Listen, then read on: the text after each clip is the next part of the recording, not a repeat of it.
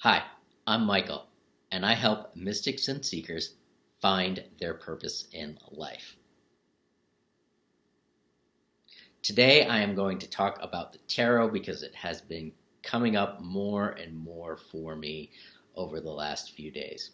And specifically, I'm going to talk about creativity and tarot and how to really approach it in a way that really powers up your energy and gives you new and fresh ideas. The beauty of the tarot is that it's full of contradictions. There are things that are slightly close together, but slightly apart for each individual card. And it's basically a regular deck of cards like we have traditionally, the 52, plus knights, so an extra face card for each suit, and a whole bunch of extra trumps. And these can be broken down into the major and minor arcana. The minor arcana being your traditional playing cards, and the major being your trumps. The trumps show the fool's journey in our modern understanding of the tarot deck. The tarot is much older than Jung's research on archetypes, but Jung was able to find these very interesting journey through the archetypes. And there's a kind of a concept that there is a fool card, and you are the fool, and you travel through each archetype through the course of your life.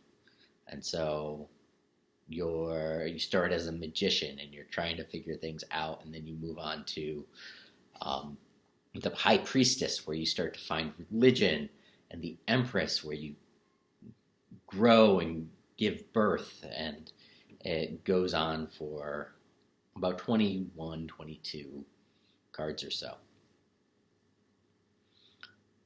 And then the minor arcana can be broken up into suits themselves. So you have the hearts or cups, the diamonds or pentacles, the spades or swords, the clubs or wands. And you have these archetypes that represent water for cups, earth for pentacles, fire for wands, and air for swords. And you have these different ways of interpreting things, how these cards represent different areas of your life, different passions, different ways you feel these things. And as these cards come up, you have these reactions to the cards. So there's 3 different ways to read the tarot. And one is just intellectually. Memorize the cards, use them as a tool, apply what you know of each card. It's somewhat limiting, but it gives a good start to where we can start with working with the tarot.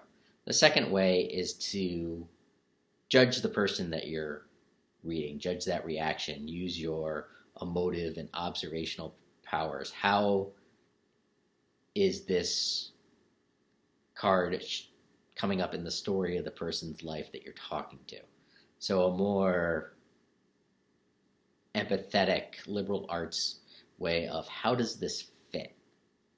And the final way is through a clairvoyant reading, or just your intuition, what you feel in the moment.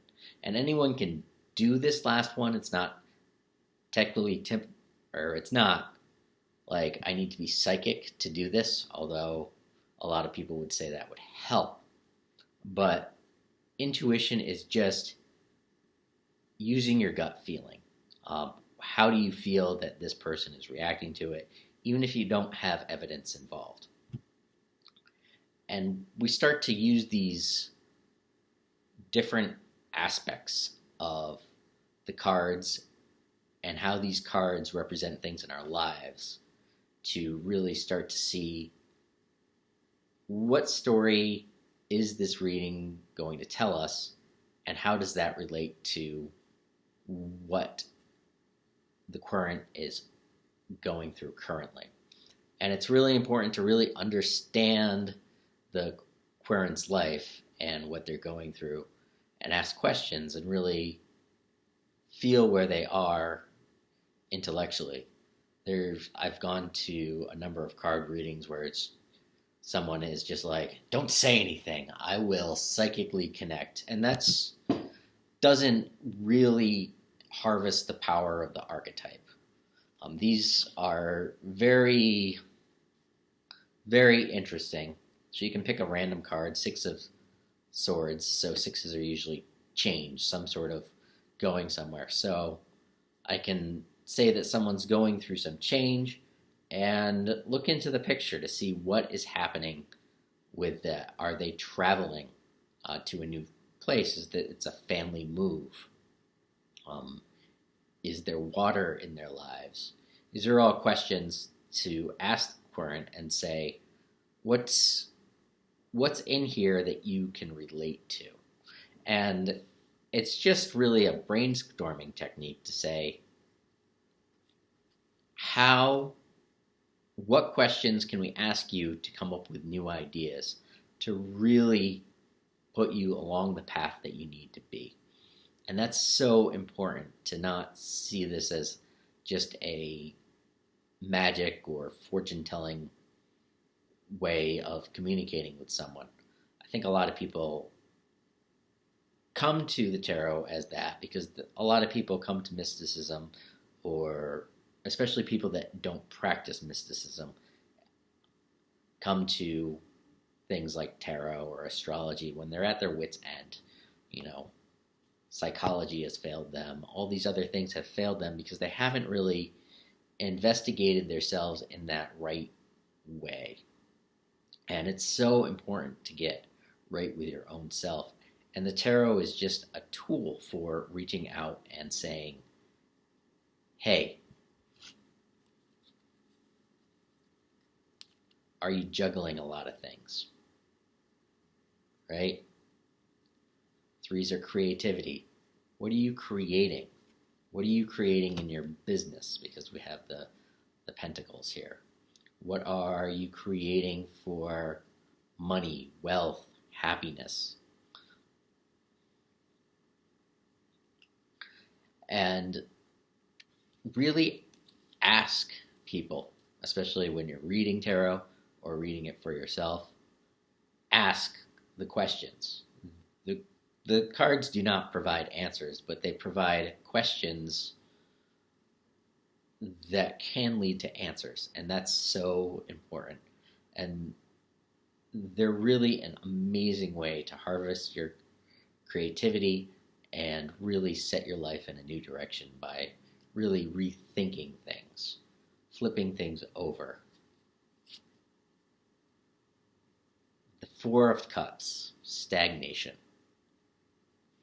So most of the 4s are complete, but because water is such a flowing element, it doesn't, when it stagnates, when it stops moving, it becomes old. Things start to grow in it. It doesn't provide the lushness as it does when things flow. So as we think of these cards, it's really important to think of, what's our story? How do the questions that the cards pose help us find out more about our story, and how do we reach out to it?